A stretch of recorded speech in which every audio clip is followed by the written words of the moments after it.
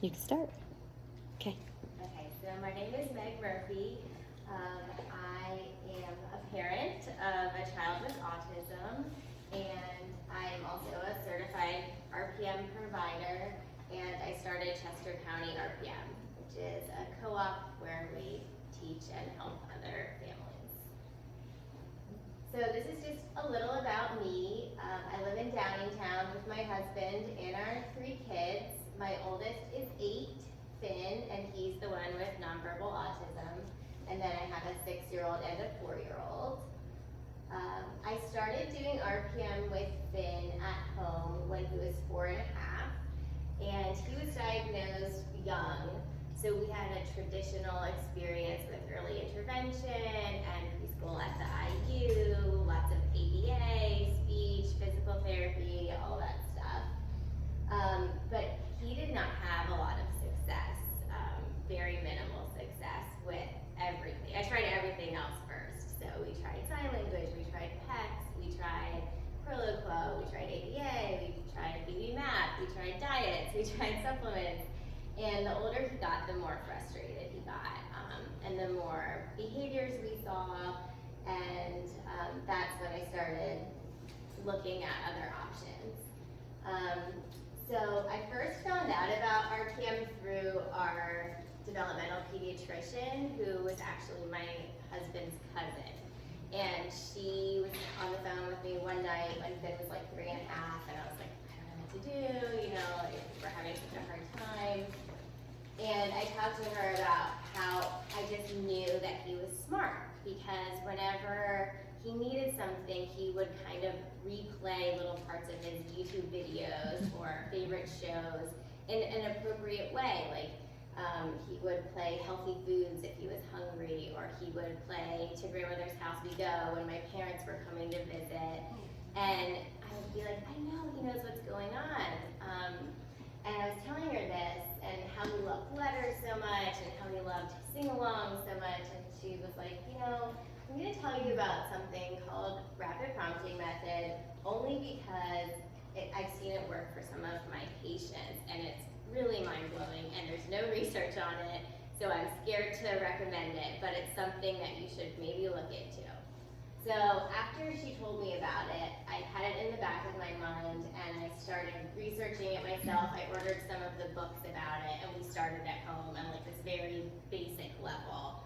And I mean, my son is very affected by autism. So when we started, he couldn't sit down. I would have to run around the room following him. He couldn't form a point with his finger. He had very low motor skills. So it was an adventure, definitely. And after about a year working with him by myself, I drove to Green Bay, Wisconsin to meet with a provider out there, Erica Anderson, with 3 kids in a minivan. They're all under 5, so that was also an adventure. But that's where we got started. And after that, I started bringing providers to us here in Pennsylvania. I went to Texas and got certified myself, and I've been hosting workshops ever since then. So a little background on what is RPM. It stands for Rapid Prompting Method, and it's a teaching method that leads to communication. So like the S2C folks were saying, each session is kind of structured around an academic lesson. And we tailor each lesson to the students' open learning channels in that moment. So the primary learning channels are visual and auditory, which is obviously your sight or your hearing. And then there's a secondary channels, which is tactile, touch, and kinesthetic movement.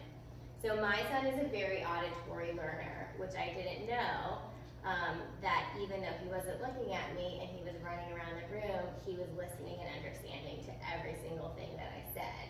And him moving, the kinesthetic learning channel, was actually helping him focus on what I was saying. But if I demanded visual contact or something else, him holding a pencil, that was so distracting for him because those were not his open learning channels. So he wasn't actually able to learn as well if I made him look at something or write something as he was if I let him move around and just listen to me. So that's like an important part of RPM, I think, because a lot of students, their learning channels actually can change within one session. So they can be able to look to start, and then they just get overwhelmed and they can't look at anyone. They just have to look at their toy to be able to focus, and you have to really roll with that, especially with the little guys. And then lastly, RPM empowers the learner with the best possible means to express their thoughts, understanding, learning, and reasoning. I find that with my son and with myself, some days are good days and some days are bad days. So just because he can type out full sentences one day doesn't mean that the next day that is the same demand that should be appropriate, because it might have been a bad night's sleep, or he might have a stomach ache, or there might be construction involved, and then I have to really tailor my expectations and say, look, in this moment, the best possible means for him is not me to demand him typing this on a keyboard, it's me just giving him a paper choice on what he wants to do or what he thinks about something. So RPM is different from other therapies because it's academic based. So a lot of school-based therapies are about expressing wants and needs or opinions. Do you like this? Do you want this? RPM is all about just teaching a student something that is age appropriate. So if I had a 45-year-old student who is nonverbal and didn't have any traditional education, I would still start talking to him about something that would be appropriate for a 45-year-old person to talk about, whether it be art or music or culture, and I would treat that individual with the same respect that I would any 45-year-old person. I wouldn't start with ABCs or asking him if he likes chips or soda or something silly like that. RPM presumes that every student is capable of learning, regardless of what they look like or what their motor skills are. All the teaching is individualized to each student, and it's not a behavioral method. So I don't demand any type of specific, like manners to learn with RPM. You don't have to sit, you don't have to have your quiet hands. You can do whatever you need to do to help you stay calm and help you learn. We allow for calming stims, so like some kids like to chew on a chewy necklace or play with a string, and that helps them focus. Stims that are distracting, like hitting the table or like becoming obsessed with my hair or something, then we would try to veer away from those types of things if it's impeding their learning. But calming stims we would allow for. Who can benefit from RPM? Any age. I started when my son was like 3 and 4 is when I started, but I have had 40-year-old people who just began, and those are actually some of the most amazing experiences. For people who are verbal or nonverbal. So recently, especially, I've seen a lot of verbal people benefit from RPM because they can get in the scripting of verbal repetitions, just like the hiccups that you were talking about, where they don't really want to keep saying that, or they don't really mean that phrase. It's just kind of this habit, and RPM can kind of help get to more purposeful communication. People that are aggressive or non-aggressive can benefit from RPM. It can actually help with aggression. Any type of motor skills, like I said, my son couldn't even form a point when we started. And kids that have autism spectrum disorders or other similar disorders. So Williams syndrome, CP, all different types of abilities. And any academic level, so no prerequisites. We don't have to make sure you know your ABCs or anything like that. Okay, benefits of RPM for your child. This is a really cute picture of my son on his last birthday. He wanted to go indoor skydiving, and those are 2 girls from class. And he was able to spell that he wanted to go there with them and do that for his birthday, which was really one of the benefits. So it helps with motor planning. It decreases their distractibility and aggression. Decreases aggression, gains ability to work on age-appropriate academics. This is kind of a fun one for me because I feel like a lot of of times with some of these kids, they're so used to just tuning you out because it's the same thing all the time, over and over. And when you actually talk to them about something interesting that they've never heard about before, they actually pay attention. And it's really cool to see what they're capable of and what they're interested in. We have a new support person that just started. I know Honey was talking about Vince asking for a girlfriend and how you're kind of surprised by like the things that these kids are interested in are just totally normal. And my son, who's just constantly playing Sesame Street and you would not think cared about anything other than that and Pringles, I asked him what he wanted to do with his new aide, and he said, the aide's a guy, he's like, I just want to talk about sports. And I was like, okay, like I never would have thought that, but sports are always on TV, so apparently he's interested in that, which is cool. So it also helps with ability to initiate. So rapid prompting method, we prompt for a response, not for a correct answer. So some of the things they were saying, like the prompts like, let's go, keep going, you got this. We just want them to pay attention and to give any answer. It doesn't have to be right. And then verbal students can have an increase in correct verbal responses or the amount of verbal responses. And then obviously increased access to family, school, and social experiences. Okay, so this is a little bit what their pyramid was like, but it's just like a mom version that's less scientific. So this is the hierarchy of how we would ask a student to respond in RPM. So the first would be teach ask, which is I would give them the information and then ask them, I would give them the answer and then ask them to tell me the answer. So if I said a kiwi bird is a flightless bird of Australia, isn't that cool? So we said this bird that can't fly in Australia is a K-I-W-I kiwi bird or a P-A-R-R-O-T parrot. And I just told them the answer. I know the answer is kiwi bird. They know the answer is kiwi bird. And I would just be prompting them to show which paper says kiwi bird on it. So they have to look, they have to point, it's that motor planning. I'm not asking them to think too much. I'm just helping them kind of organize their bodies to respond. The next step would be pre-communication. So you're asking them a question that you don't know the answer to, but it's in a closed field. So with the same bird example, I could say, if you were a bird and couldn't fly, would you be N-E-R-V-O-U-S, nervous, or would you be H-U-N-G-R-Y, hungry? And they could choose an answer. I don't know what they would feel like. Probably it would be more appropriate to say you were nervous, but you might be hungry, I don't know. But it's within that closed field. I didn't just say like, what's your favorite bird? Which is kind of like, whoa, you know, it's a big ask. And then the final one would be open-ended communication, where you could just say, what's your favorite bird? Let's talk about something that you want to talk about. Okay, that's it with my like professional spiel about RPM. So if you have any other questions about rapid prompting method after, I can totally answer them. I just wanted to share a little bit more of our personal experience because that's kind of where I'm coming from, the mom perspective.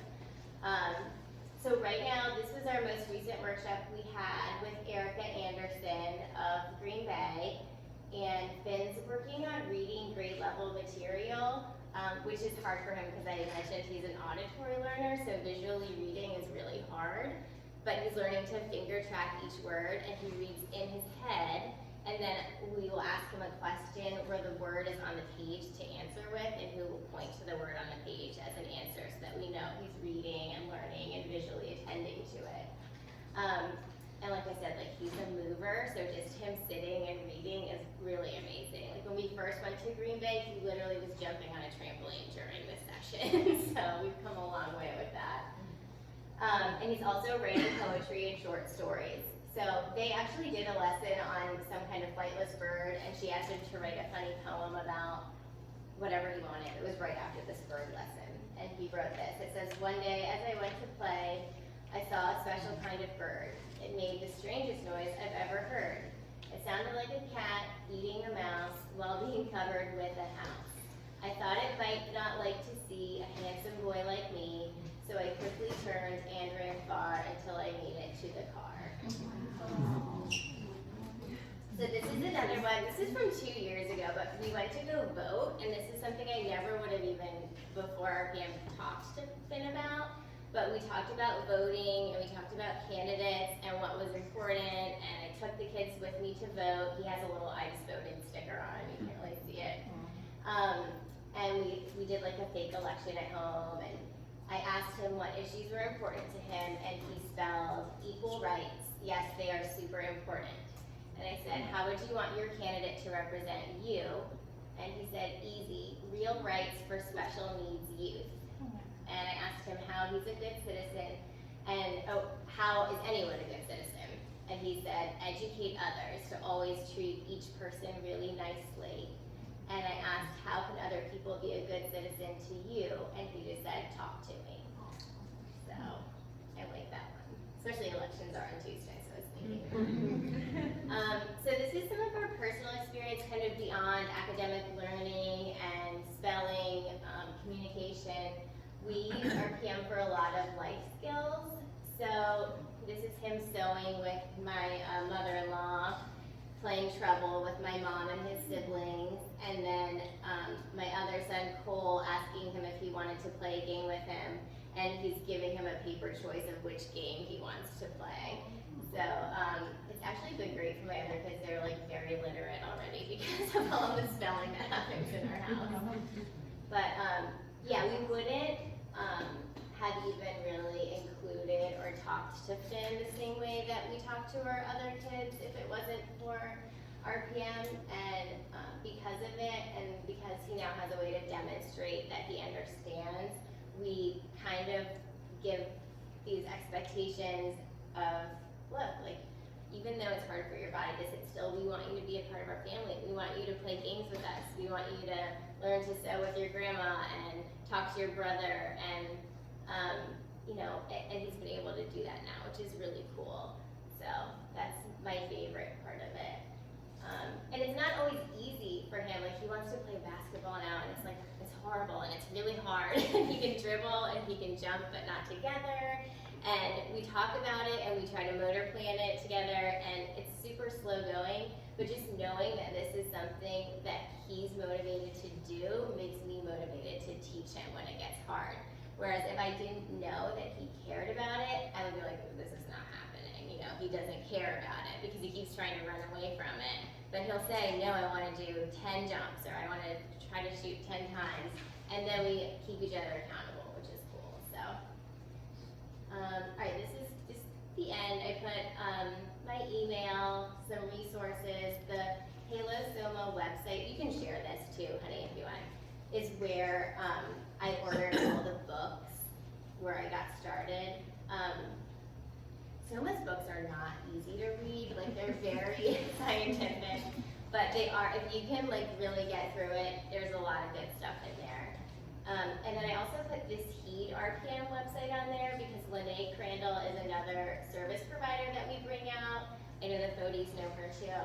And she is super great with, especially with young kids and like high needs people. And she makes these little like books with lessons already in them, so you don't have to do anything. And that was the hardest part for me at the beginning, was like figuring out what I was going to teach him about and how I was going to ask him stuff.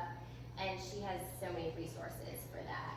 And then there's a Facebook group, Unlocking Voices Using RPM, that has a ton of resources and videos, which are really helpful to watch.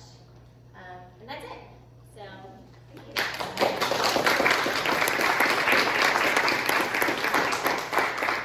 Fantastic. Thank you so much. So that's the whole point. Like, I know that we started when our kid, my son was like 18 months old, and it was all speech, speech, speech, speech. It's really not speech, it's communication.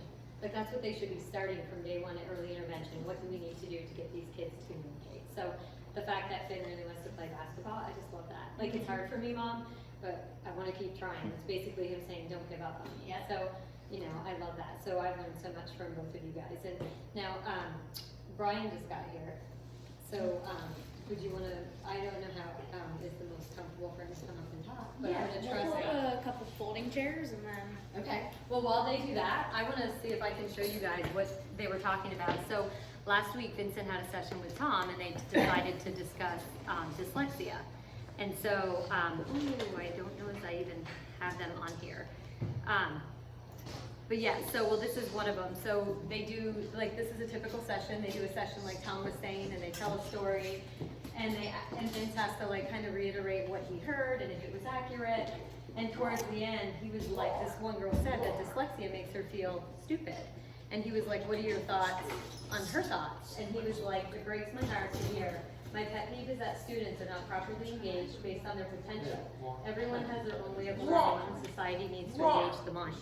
So all our kids, I truly believe they're all in there. We just all have to like kind of reach in and find out what modality works to pull them out, but I swear every kid's in there. So I'm gonna go ahead and stop this and then we start.